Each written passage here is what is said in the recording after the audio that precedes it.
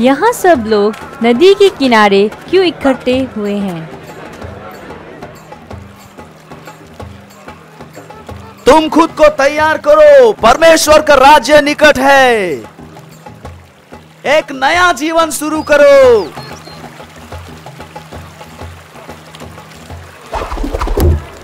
परमेश्वर की न्याय की कुल्हाड़ी पेड़ों की जड़ पर है। हर एक पेड़ जो फल उत्पन्न नहीं करता है उसे काट दिया जाएगा। हम सभी को हो सकता है काट दिया जाए। कौन अच्छा जीवन जीने के लिए सक्षम है? बिल्कुल सही। कोई भी परमेश्वर के न्याय से छूट नहीं सकता, लेकिन मेरे पीछे से कोई एक आएगा जो तुम में परिवर्तन कर सकता है। यदि सच में तुम्हें तुम्हारे जीवन में परिवर्तन चाहिए तो तुम अपने पापों को मान लो और इस पानी में बपतिस्मा लो।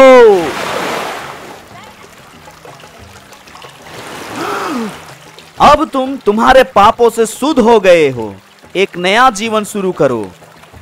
सब लोग उसे नदी में बपतिस्मा देने वाला यूहन्ना कहते थे। मैं योग्य नहीं हूँ। मैं उसके लिए मार्ग तैयार कर रहा हूँ जो हमें बताएगा कि परमेश्वर कौन है। वह तुम्हें परमेश्वर की आत्मा और आग से बपतिस्मा देगा। वह तुम में परिवर्तन लाएगा। और तब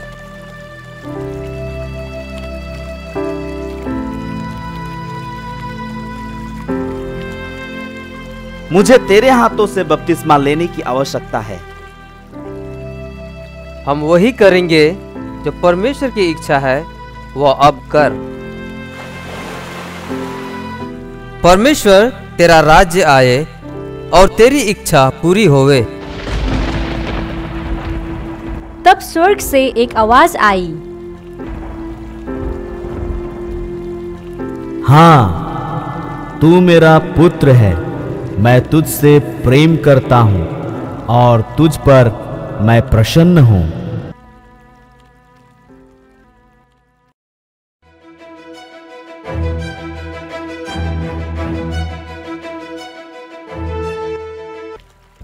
हमारे उस कालखंड में शुरुआत से यूहन्ना बपतिस्मा देने वाला इजरायली लोगों का मसीहा आएगा कह के वह उन्हें तैयार करता था। उस समय इजराइल यह रोमी साम्राज्य का एक छोटा भाग था। इजराइल में के यहूदी अकेला, लाचार और दबे हुए खिन्न महसूस करते थे। वे लोग तब मसीहा कब आएगा इसकी राह देखते थे।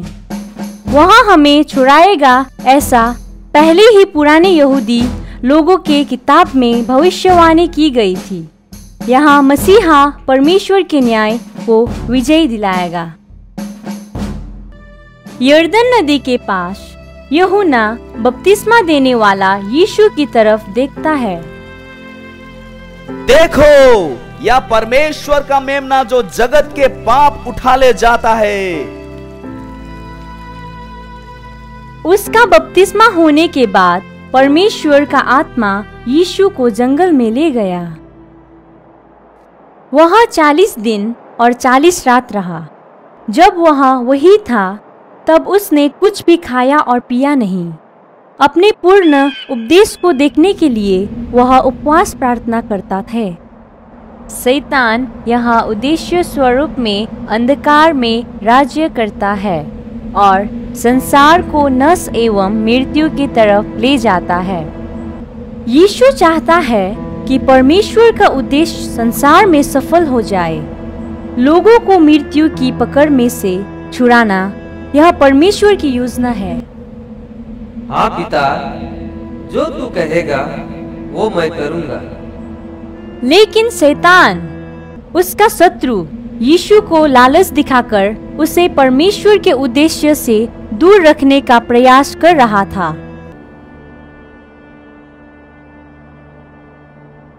यदि तू परमेश्वर का पुत्र है तो इस पत्थर को रोटी बना दे।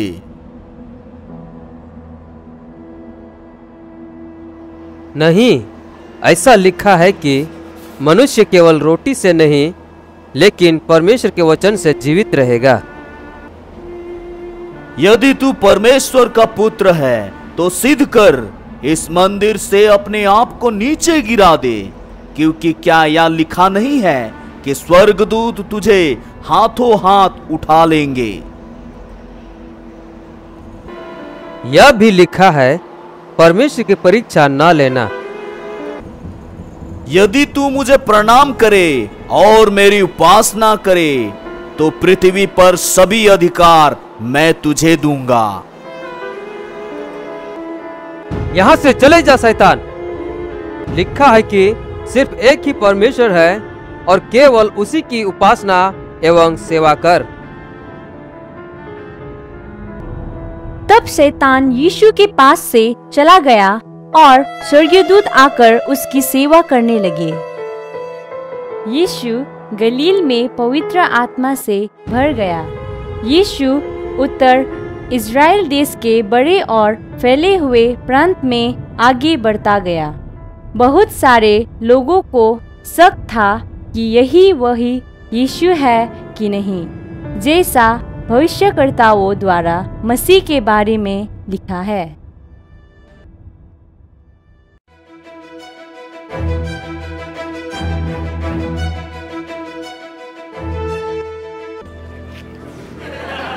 गलील प्रांत के काना में कहीं तो विवाह है।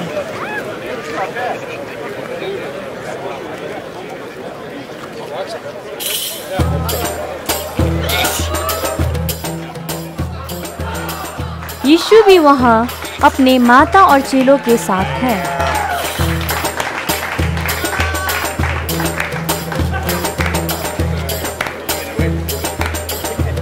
लेकिन समारंभ में एक समस्या है। एक समस्या है, यह दाखरस खत्म हो गया है। यीशु जो कहता है वही तुम करो। यह बड़े मटकों को पानी से भर दे और समारंभ के प्रधान को वह चख लेने दो।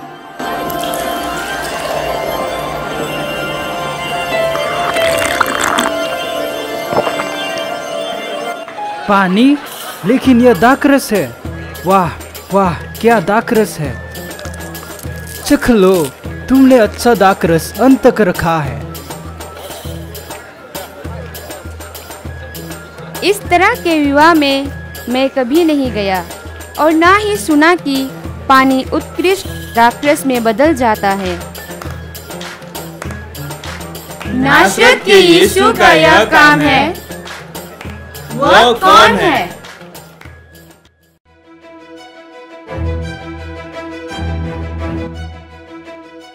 गलील झील के पास कफरनहूम यह फला फूला मछुआरों का एक गांव था। वहाँ यीशु ने परमेश्वर के राज्य के बारे में लोगों को उपदेश देने शुरू किया और वहाँ उसने अपने पहले शिष्य चुन लिए। पतरस, गहरे पानी में जाओ और वहाँ अपनी जाल डालो। स्वामी, हमने सारी रात मेहनत की लेकिन कुछ न पकड़ा। तो भी तू कहता है इसलिए। ये क्या?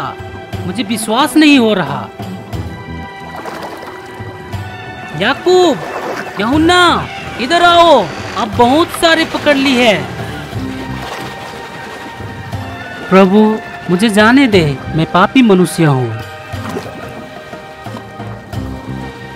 पतरस, डर मत।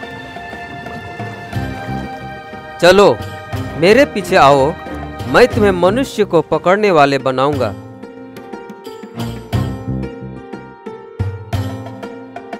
मेरे पीछे आओ।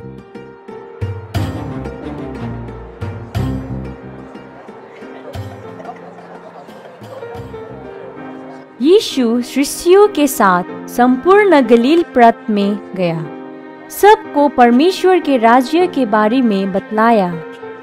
उसने सब प्रकार के रोगियों को चंगा किया, दुष्ट आत्माओं को निकाला और लोग आश्चर्यचकित होकर यरूशलेम और अलग अलग प्रांत से आए थे। वहां उसका हर एक शब्द सुनते थे। जो गरीब है वे धन्य, क्योंकि स्वर्ग का राज उनका है। जो भूखे हैं वे धन्य, क्योंकि वे तृप्त किए जाएंगे। जो रोते हैं वे धन्य, क्योंकि वे फिर से हंसेंगे।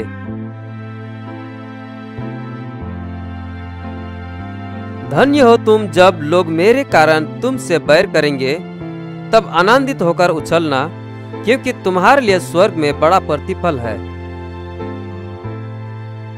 जैसा बर्ताव तुम्हें दूसरों से चाहिए, वैसे ही बर्ताव तुम उनके साथ करो।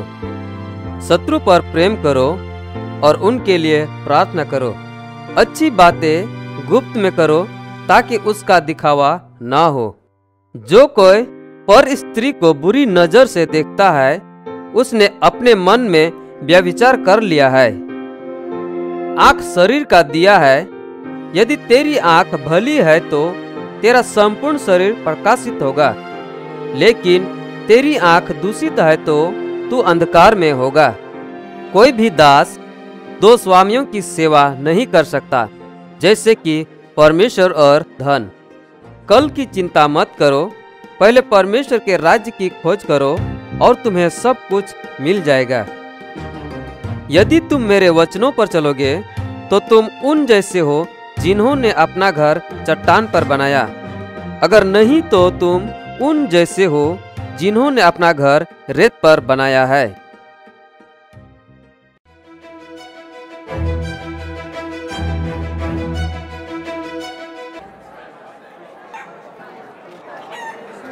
एक दिन यीशु के घर के सामने लोगों की भीड़ हो गई।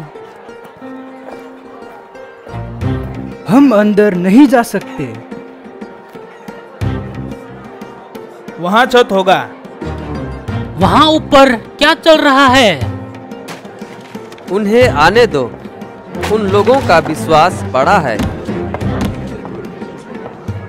तुम्हारे पापों की क्षमा हो गई है। तुमने क्या वो सुना? वो ये सब कैसा कर सकता है? वह मूर्ख है। केवल परमेश्वर ही पापों से किसी को भी छुटकारा दे सकता है। एक लंगड़े मनुष्य को क्या यह कहना आसान है कि तेरे पापों की क्षमा हो गई है, या उठ खड़ा हो?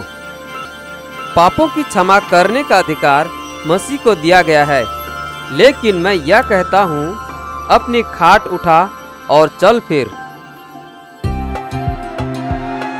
असंभव। वो चल रहा है। हाँ, मैं चल सकता हूँ। लेकिन वहाँ हर कोई यीशु के कार्यों से खुश नहीं था। धार्मिक प्रधान सबत के पवित्र दिन यीशु क्या करते हैं, इस पर ध्यान लगाए थे। उस दिन इज़राइल में कोई भी काम करने पर पाबंदी थी।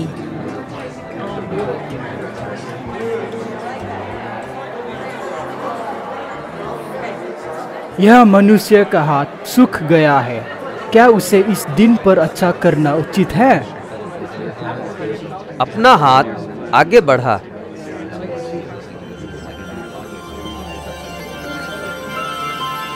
हाँ, मैं चंगा हो गया। हमने उसे चंगा करते हुए देखा। यरूशलेम के प्रधान को अवश्य बताना कि ये गलत मार्ग से राज्य को बहका रहा है।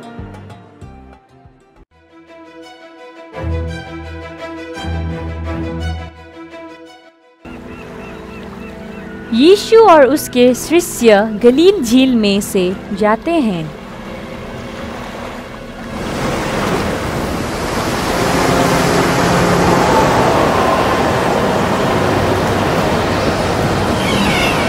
हे प्रभु, हमें बचा, हम डूब रहे हैं। तुम क्यों डर रहे हो?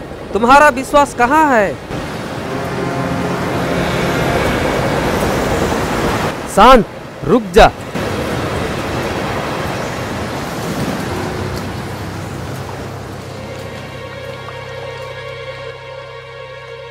उन्होंने उनकी जहाज किनारे पर बांध ली, लेकिन पहाड़ पर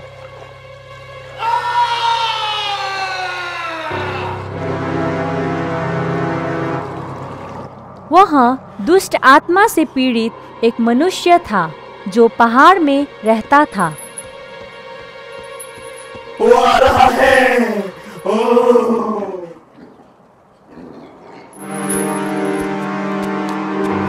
अच्छा यीशु। दुष्ट आत्माओं, इसे छोड़ दो।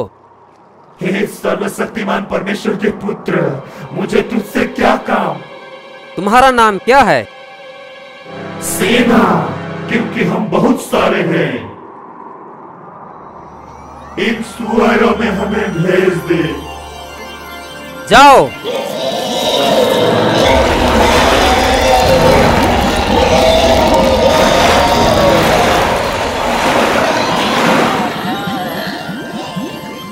मैं पूरी तरह से चंगा हो गया। जाओ, छोड़ो हमें। क्या मैं तुम्हारे साथ आ सकता हूँ? नहीं, तुम जाओ और जो कुछ परमेश्वर ने तुम्हारे लिए किया वह सबको बताओ।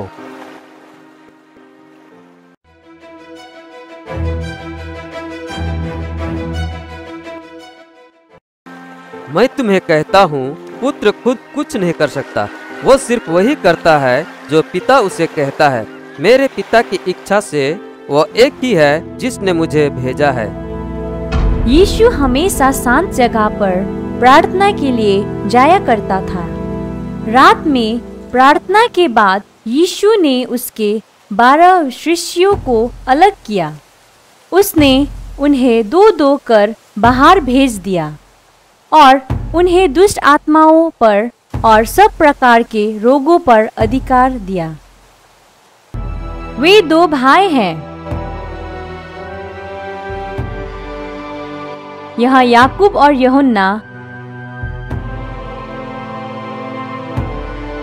फिलिपियुस और बरतुल्मै, थोमा एवं मत्ती यहाँ पहले रोमी अधिकारियों में कर जमा करते थे। तद्दे और दूसरा याकूब, सिमोन और यहूदा इस्करियोती। जाओ, जो कोई तुम्हें स्वीकार करेगा वह मुझे भी करेगा, और जो कोई मुझे स्वीकार करेगा वह जिसने मुझे भेजा है उसे भी स्वीकार करेगा।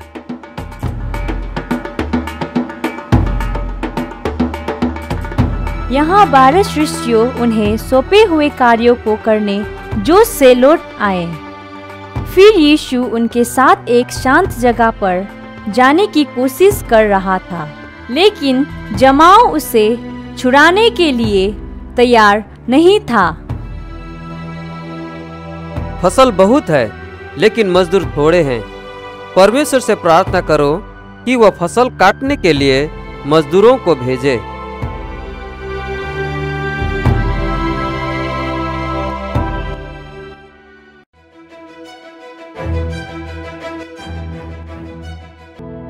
यीशु बोल रहा था और लोगों को चंगा कर रहा था। वहाँ देर हो गई। फिलिपुस, इन सब लोगों को हम भोजन कैसे लाएंगे? तुम ही उन्हें कुछ क्यों नहीं देते हो? चांदी की 200 दिनार की रोटी भी उनके लिए पूरी ना होगी।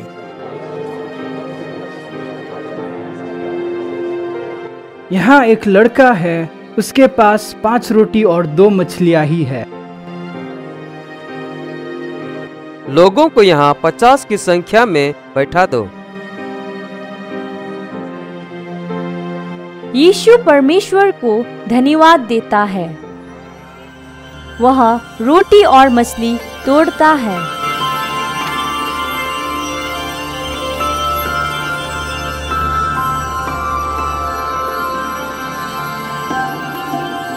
जब यीशु भोजन को बहुगुणित करता है तब वहाँ हजारों लोग भोजन करते हैं। वो मसीहा है जो आने वाला था। हमें राजा मिल गया है।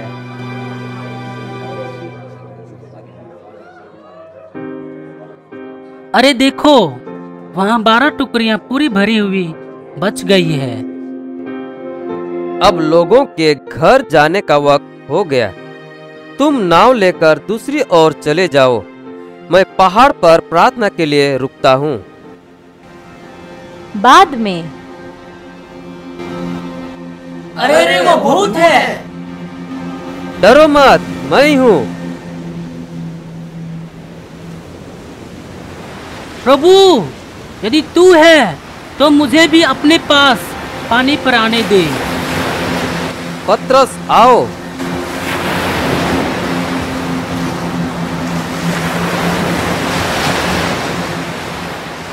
प्रभु, मुझे बचा। पतरस, तुमने संदेह क्यों किया?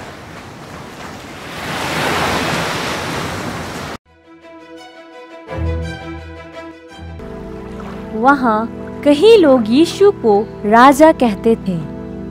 उन्हें ऐसी आशा थी कि यीशु के अधिकार से यह रोमी अधिकारी भाग जाएंगे। यीशु के विरोधक भी बढ़ रहे थे।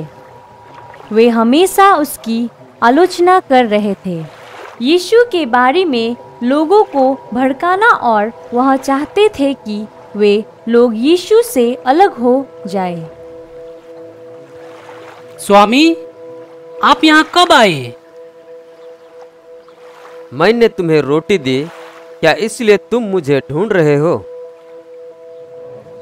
नश्वर भोजन के लिए चिंता मत करो, लेकिन उस भोजन के लिए करो जो रहेगा और अनंत जीवन देगा।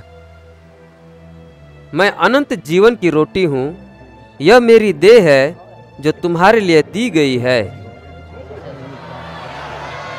यह मनुष्य कैसे अपनी शरीर हमें खाने के लिए दे सकता है? मूर्खता की बातें।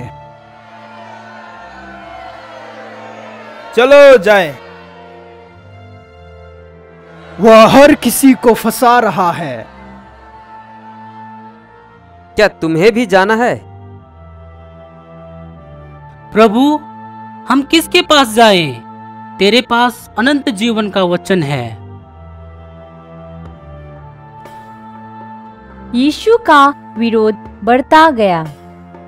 उसने अब गलील प्रांत को छोड़कर इज़राइल के दूसरे क्षेत्र में उसका काम पुरुष और स्त्री अगुवाओं के साथ शुरू रखा।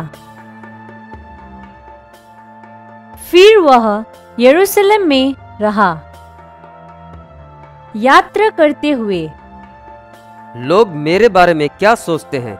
मैं कौन हूँ? वह सोचते हैं कि तू भविष्यवक्ता है। और तुम क्या सोचते हो कि मैं कौन हूँ? तू उद्धार करता है, जिंदा परमेश्वर का पुत्र।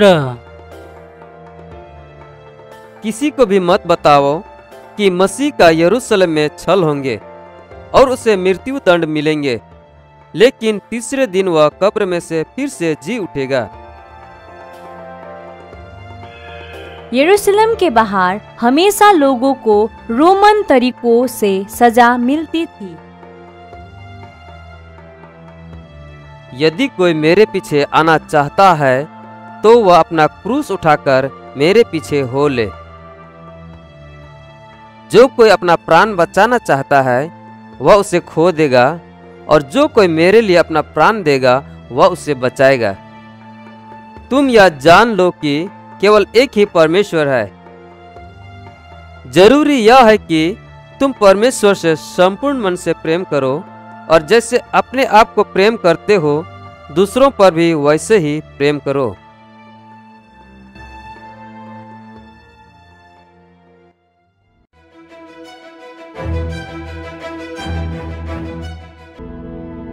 उस समय इज़राइल में कोढ़ का रोग लगे हुए लोग रहते थे। वह त्वचा का भयानक रोग था। ऐसे लोग गांव के बाहर रहते थे और उन्हें अच्छे लोगों से मिलने नहीं दिया जाता था। कोढ़ लगे हुए लोग जब कहीं बाहर जाते तो वह जोर से दूसरे लोगों को सावधान कर देते थे कि वे आ रहे हैं। कोढ़ी, कोढ़ी।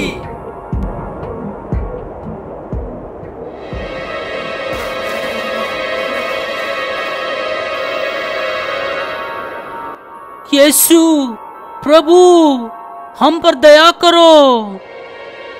जाओ, अब तुम खुद धर्मगुरु को दिखाओ। दिखाने के लिए धर्मगुरु के पास जाना। क्या हम तब चंगे हो जाएंगे?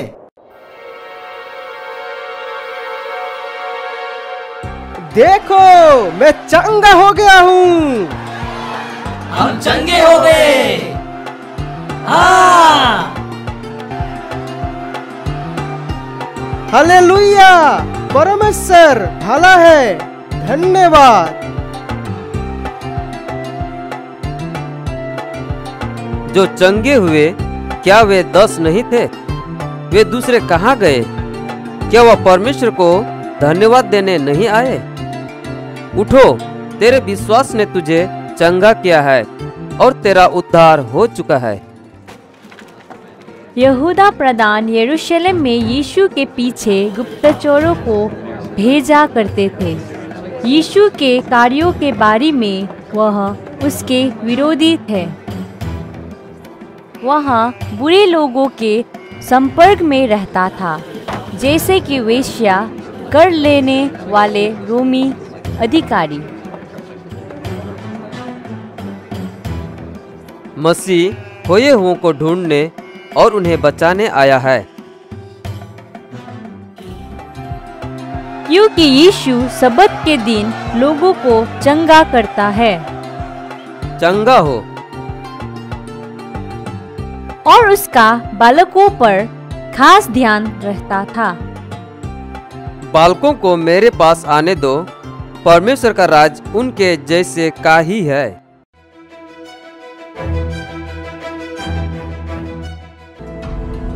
यीशु को बेतनिया में बुलाया गया, एक गांव जो यरूशलेम के पास है। लाजर नामक एक मनुष्य बीमार था। लाजर और उसके बहन मार्था और मरियम यह यीशु के दोस्त थे। जब यीशु वहां आता है तब वह सुनते हैं कि लाजर को कब्र में रखे हुए 4 दिन हो चुके हैं। प्रभु, यदि तू यहाँ होता तो मेरा भाई लाजर ना मरता। मार्था, तेरा भाई फिर से जी उठेगा। हाँ, मुझे पता है कि वह अंतिम पुनरुत्थान के दिन फिर से जी उठेगा। पुनरुत्थान और जीवन मैं ही हूँ। जो कोई मुझ पर विश्वास करेगा वह जिएगा। क्या तुम मुझ पर विश्वास करती है, मार्था? हाँ स्वामी, मैं विश्वास करती हूँ कि जो उद्धारकर्ता जगत में आने वाला है वह तू है, परमेश्वर का पुत्र। तुमने उसे कहाँ रखा है? प्रभु, आ और देख। देखो, वह उनसे कितना प्रेम करता है। परंतु वह लाजर को मृत्यु से न बचा सका। यहाँ उसे अंगूछे से लिपटे हुए पहाड़ के कब्र में रखा था। इस पत्थर को हटाओ। प्रभु, उसकी दुर्गंध आएगी। उसके गड़े हुए 4 दिन हो चुके हैं। तुम परमेश्वर की महिमा देखोगे। पिता, मैं यह कहता हूँ, यहाँ के लोग मुझ पर विश्वास करेंगे कि तूने मुझे भेजा है। लाजर, निकल आ।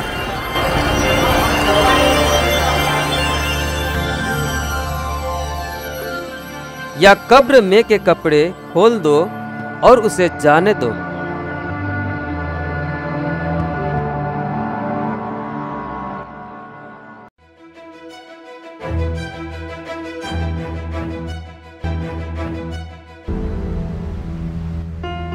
यरूशलेम के अधिकारी अब यीशु और उसके शिष्यों पर नजर रखे हुए थे। ओ मनुष्य बहुत चिन्ह दिखाता है। यदि हमने ऐसे ही छोड़ दिया तो रोमी आकर कुछ करेंगे। वो हमारा राज्य और मंदिरों का नाश करेगा।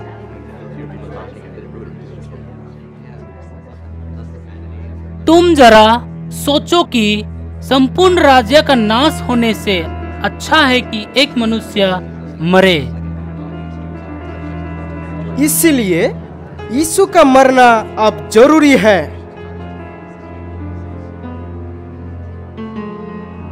तब से यहूदा प्रधान यीशु को पकड़ने की ताक में लगे हुए उस रोमियों को सौंप देने की कोशिश कर रहे थे। वे मृत्युदंड की सजा देने वाले अधिकारी कहलाते थे।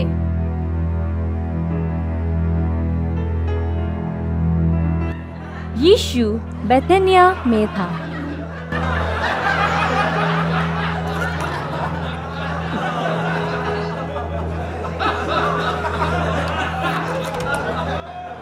मरियम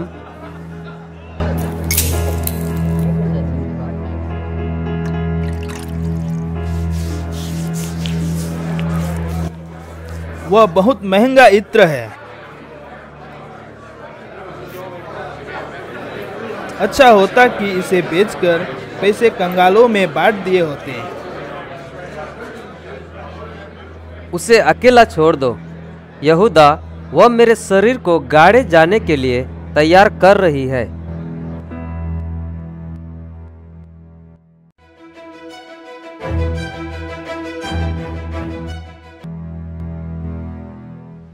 फसह का पर्व पास आ रहा था।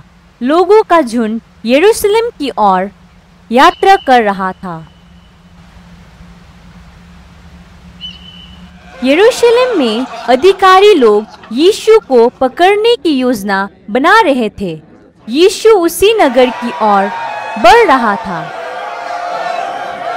लोग यीशु का जय घोष और स्वागत कर रहे थे। वाह वाह वाह वाह! धन्य है जो प्रभु के नाम से आता है। वह इस्राएल का राजा है।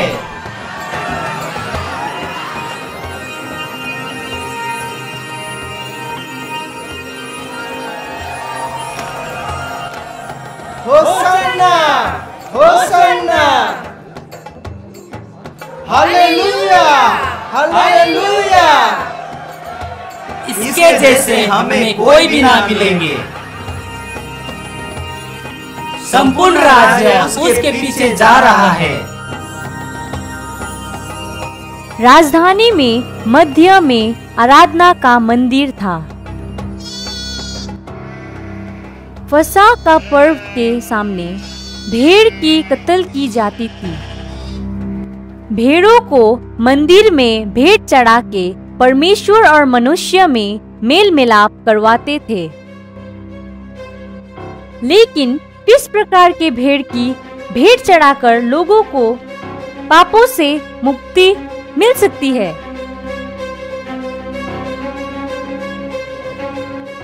मंदिर की जगह पर लोग उनका व्यापार और पैसे की लेन देन करते थे। यीशु भी वही था।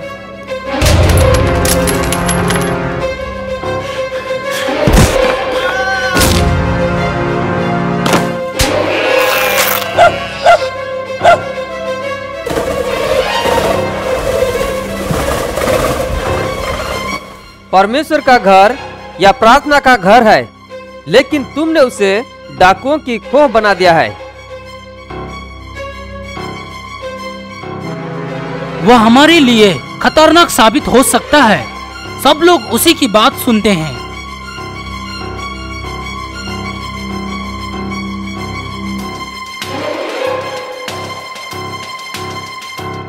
इससे छुटकारा मिलना चाहिए।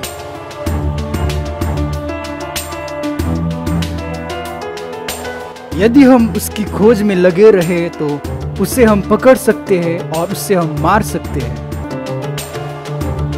लेकिन पर्व के समय नहीं, कहीं ऐसा न हो कि लोगों में बवाल मच जाए। उसके बदले तुम मुझे कितना पैसा दोगे? वह यहूदा है, उनमें से एक शिष्य।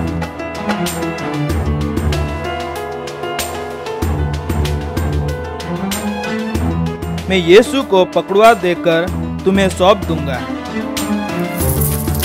यीशु के बदले में हम तुम्हें 30 चांदी का सिक्के देंगे, एक गुलाम की कीमत।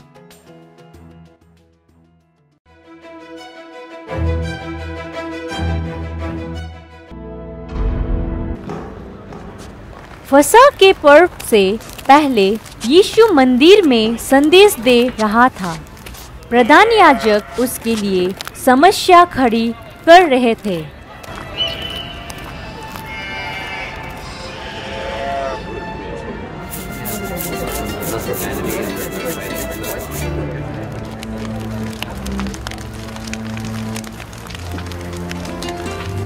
उस संध्या के समय यीशु और उसके 12 शिष्यों फसह के अंतिम भोज के लिए इकट्ठा हुए। आज रात वह मैं करूंगा।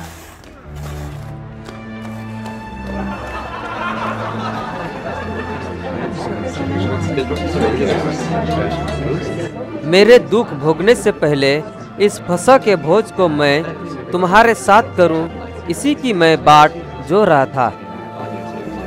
अधिकारी लोग दूसरों से सेवा करवा लेते थे, लेकिन मैं तुम्हारे साथ वैसा ना करूंगा। यह अधिकारी तुम्हारा सेवक बनेगा।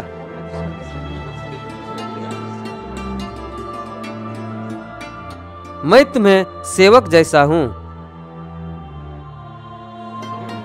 प्रभु, क्या तुम दास बनकर मेरे पांव धोओगे? नहीं, कभी नहीं। पतरस, यदि मैं तुम्हारे पांव ना धोऊं तो मेरे साथ तुम्हारा कुछ भी साझा नहीं। प्रभु, तो फिर मेरा सिर और हाथ भी धो दीजिए। यदि कोई नहा चुका है तो उसे केवल पांव ही धोना जरूरी है। तुम मुझे प्रभु एवं स्वामी बुलाते हो, जो कि अच्छा है। जैसे मैंने तुम्हारे पांव धोए, इसलिए आवश्यक है कि तुम भी इसी प्रकार एक दूसरे की सेवा करो। तुम में से कोई एक मेरा विश्वासघात करेगा। क्या वह मैं तो नहीं हूं? कभी नहीं। यहूदा, जो तू करना चाहता है उसे तुरंत कर।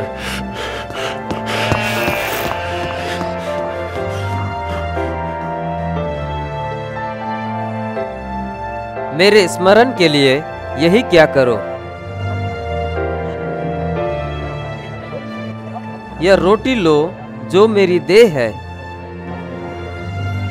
या प्याला लो जो मेरा लहू है, जो तुम्हारे लिए बहाया जाता है। इसी रीति से परमेश्वर तुमसे नई वाचा बांध रहा है। एक नई आज्ञा मैं तुम्हें देता हूँ, तुम एक दूसरे पर वैसे ही प्रेम करो जैसे मैंने तुमसे किया। यदि तुम में प्रेम है तो सभी को पता चलेगा कि तुम मेरे शिष्य हो। प्रभु, मैं तुम्हारे साथ सर्वदा रहूंगा, तुम्हारे लिए मेरा प्राण भी त्याग दूंगा। पतरस उस वक्त मुर्गा बांग देगा और तू 3 बार मेरा इनकार करेगा।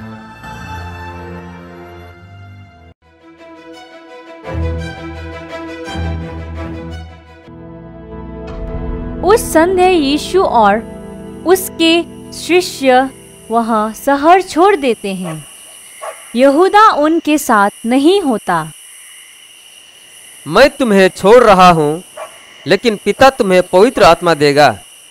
वह तुम्हारी मदद करेगा और हमेशा तुम्हारे साथ रहेगा। जहाँ मैं जाता हूँ वह जगह तुम्हें पता है। मार्ग, सत्य एवं जीवन मैं ही हूँ। मुझे छोड़ कोई भी पिता के पास नहीं जा सकता। तुम वहीं रुको, मैं प्रार्थना के लिए आगे जा रहा हूँ। पिता, यदि संभव हो तो इस दुख को मुझसे दूर ले जा। तथापि मेरी इच्छा नहीं, परंतु आपकी इच्छा पूरी हो। इस वक्त तुम कैसे सो सकते हो? जागते रहो। जो एक मेरा विश्वासघात करेगा वह यहाँ है।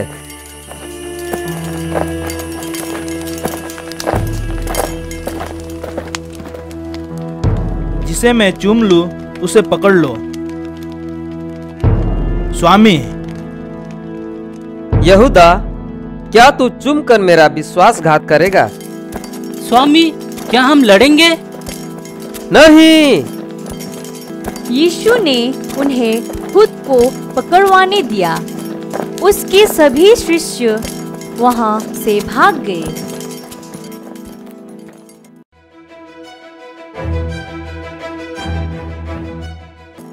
यीशु को महान याजक के घर ले गए। यहूदियों का सबसे बड़ा प्रधान पतरस और यूहन्ना थोड़ी ही दूर पीछे आ रहे थे।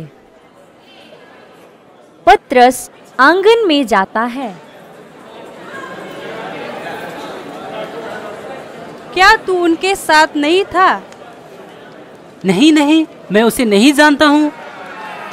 क्या तू उनमें से एक नहीं है? बिल्कुल नहीं। निश्चय है, यह भी उनके साथ था। यह एक गलीली है। मैं नहीं जानता तू क्या कहता है।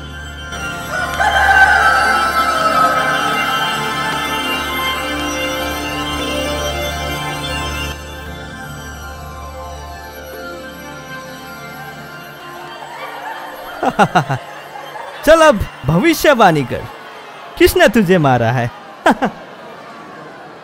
सुबह यीशु को यहूदियों की महासभा में ले जाया गया। क्या तुम परमेश्वर के पुत्र हो? जैसे तुम कहते हो वैसे ही है। यह मृत्यु के लायक है, रोमियों को यह करने दो। यीशु को रोमी पिलातुस के सामने लाया गया। इन सब पर यहूदी याजक नजर लगाए हुए थे। वह सब प्रकार से उसे दोष लगाने लगे। जो तुझ पर दोष लगाए गए हैं, तुम उसके विषय में क्या कहना चाहते हो? कुछ भी नहीं। तुमने क्या किया है? मैं सत्य की गवाही देने आया हूँ। सत्य क्या है? मैं इस मनुष्य में कोई दोष नहीं पाता। अब फसह का पर्व आ रहा है। मैं किसे छोड़ दूं? बरअब्बा को या इस यहूदियों के राजा को? बरअब्बा! बरअब्बा! लेकिन इस यीशु का मैं क्या करूं? तुम लोग क्या चाहते हो? उसे क्रूस पर चढ़ाओ। उसे लगता है कि वो राजा है। यदि तुम उसे छोड़ दोगे तो तुम कैसर के मित्र नहीं। इसके बदले में तुम्हें छोड़ दिया जाता है। बरअब्बा को छोड़ दिया गया। वह राज्यों में खून के बारे में दोषी पाया गया था। 37, 38, 39। उसके लहू के बारे में मैं निर्दोष हूं।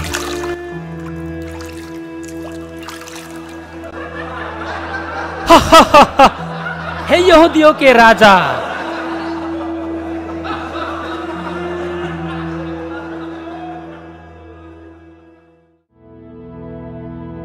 उस मनुष्य को देखो। उसे क्रूस पर चढ़ाओ। उसे क्रूस पर चढ़ाए। उसे क्रूस पर चढ़ाओ। पिलातुस ने उसे मान लिया क्रूस पर चढ़ाने एक डरवाने मृत्यु जैसा था। यीशु उस क्रूस के खंबे को बड़े कष्ट से रास्ते पर ले जा रहा था।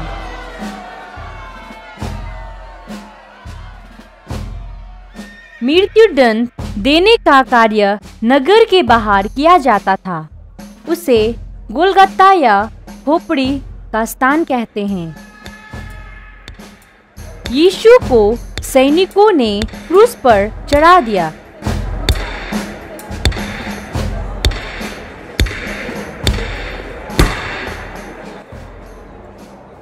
उसी समय यहूदा को उसकी गलतियों का एहसास हो गया।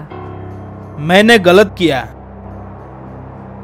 मैंने इस निर्दोष लहू का विश्वासघात किया है। हमारे साथ तुम्हें क्या काम है या तेरी समस्या है?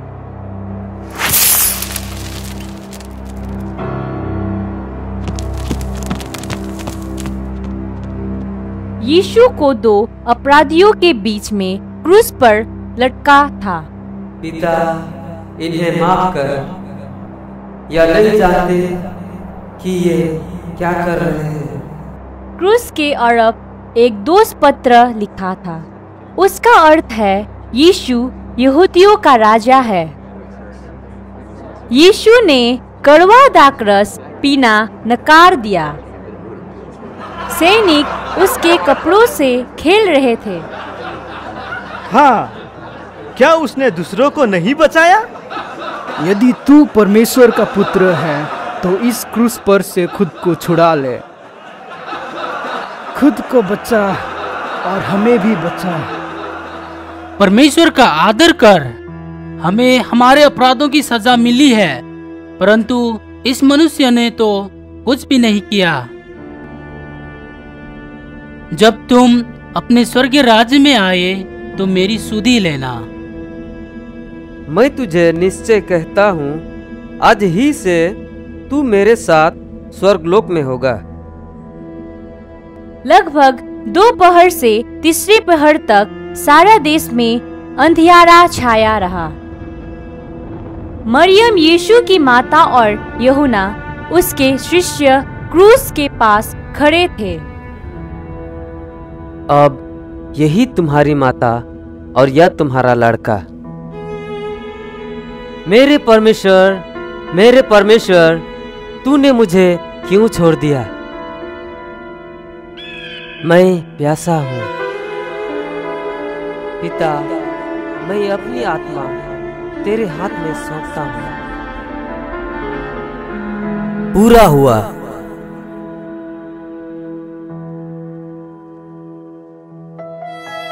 यीशु की मृत्यु दोपहर 3 बजे होती है। एक सैनिक ने यीशु को भाले से बेधा। तब तुरंत लहू और पानी निकला।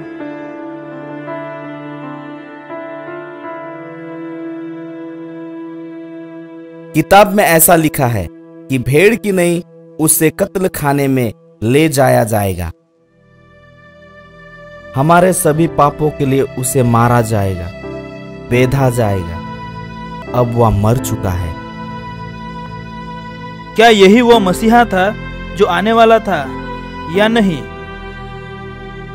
क्या हम इस शव को गाड़ सकते हैं? चलो उनसे पूछ लें। यूसुफ यह अरिमतिया और निकोदेमस यीशु का मृत शव ले जाते हैं। वह उसे सफेद कफन में लपटाकर उस पर मिश्रण लगाकर कब्र में रखे। प्रवेश द्वार पर बड़ा सा पत्थर लटकाकर रख देते हैं।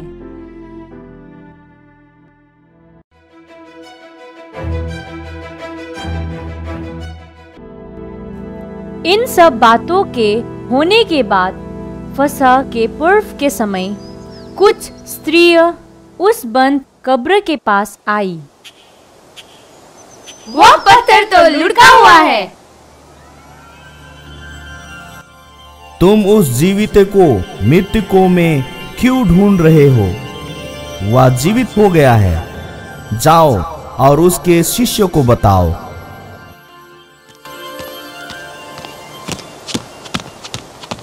जब वह यह बात सुनते हैं, पतरस और यूहन्ना कब्र की ओर चलकर जाते हैं।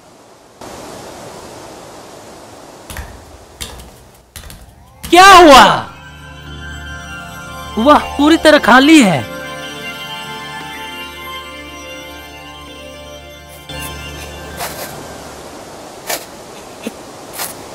बाहर कब्र के पास बाग में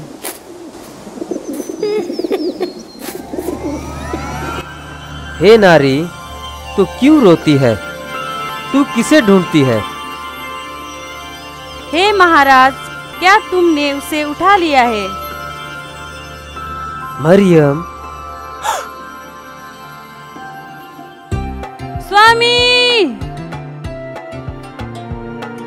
मेरे पास मत रुको, जाकर मेरे भाइयों को बता कि मैं फिर से मेरे और तुम्हारे पिता के पास लौट रहा हूँ, मेरा और तुम्हारा परमेश्वर।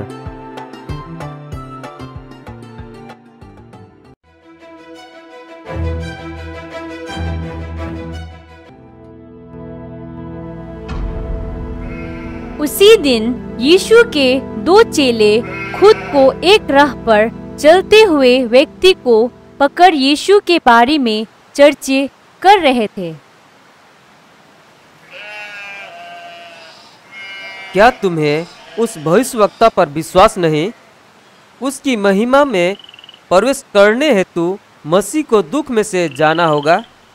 यह सब किताब में लिखा हुआ है। अचानक भोजन के पश्चात कौन आ गया? परंतु वह यीशु ही था। बाकी शिष्य यीशु को ढूंढने चले जाते हैं। हमने प्रभु को देखा है। मरियम और पतरस ने भी देखा। अचानक तुम्हें शांति मिले। क्या तुम्हें विश्वास नहीं कि मैं हूँ? मेरे हाथ और पाँव को देखो। मेरे प्रभु, मेरे परमेश्वर। यीशु उसके अनुयायी को अगले 40 दिन दिखा। वहाँ एक बार तो 500 लोगों को एक साथ दिखा। एक दिन यीशु के कुछ शिष्य गलील तालाब में मछलियाँ पकड़ रहे थे।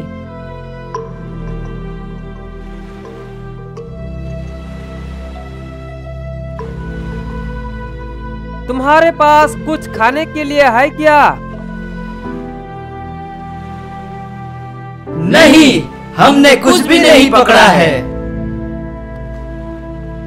तुम्हारी जाल दूसरी तरफ डालो। वाह, क्या पकड़ा है? वह प्रभु है। स्वामी! क्या तू आकर मेरे साथ भोजन करेगा?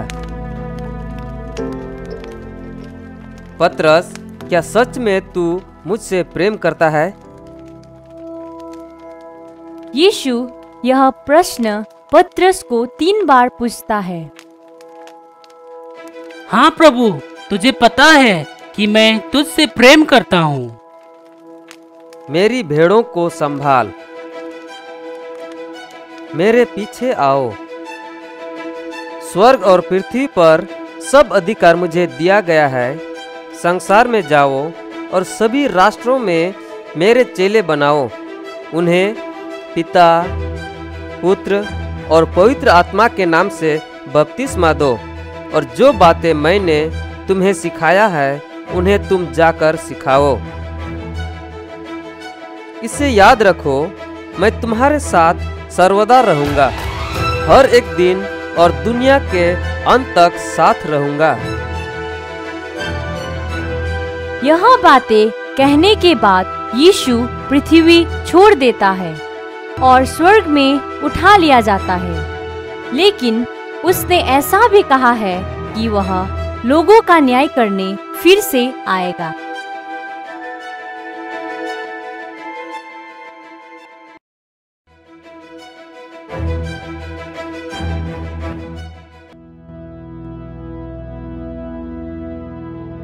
यीशु के शिष्य यरूशलेम में प्रार्थना करते हैं। पवित्र आत्मा उन्हें परमेश्वर की आत्मा से भरता है। वही आत्मा जो यीशु के साथ था अब वह उनके साथ है।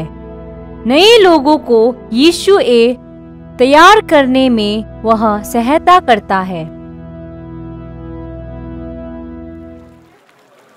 मृत्यु यीशु को ना जीत सकी।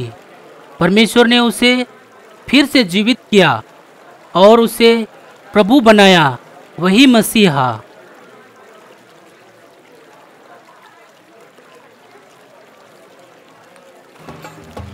यीशु के अनुयायियों को बहुत विरोध सहना पड़ा।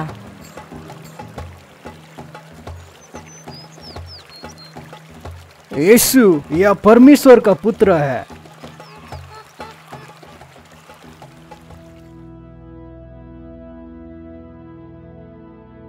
यह संदेश पत्र के द्वारा सामने आया। उसने हमारे पापों को खुद शरीर पर ले लिया जब उसकी क्रूस पर मृत्यु हुई।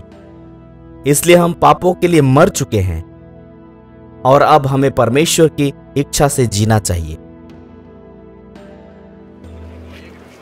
अब यीशु के अनुयायी संपूर्ण जगत में एक होकर प्रार्थना करते हैं और बाइबल पढ़ते हैं।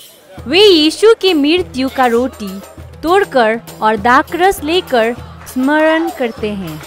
परमेश्वर की इच्छा है कि परमेश्वर के प्रेम को इस तरह एक दूसरे में बांटे जो उनके हृदय में है।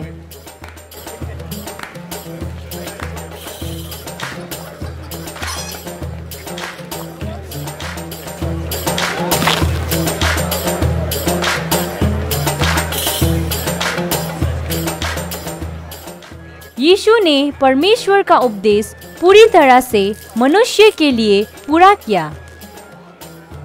यीशु हमसे प्रेम करता है, उसे धन्यवाद करे और उसी ही की आराधना करे, क्योंकि परमेश्वर ने जगत से ऐसा प्रेम किया कि उसने अपने एकलौता पुत्र दे दिया, ताकि जो कोई उस पर विश्वास करे वह नाश न हो परंतु अनंत जीवन पाए।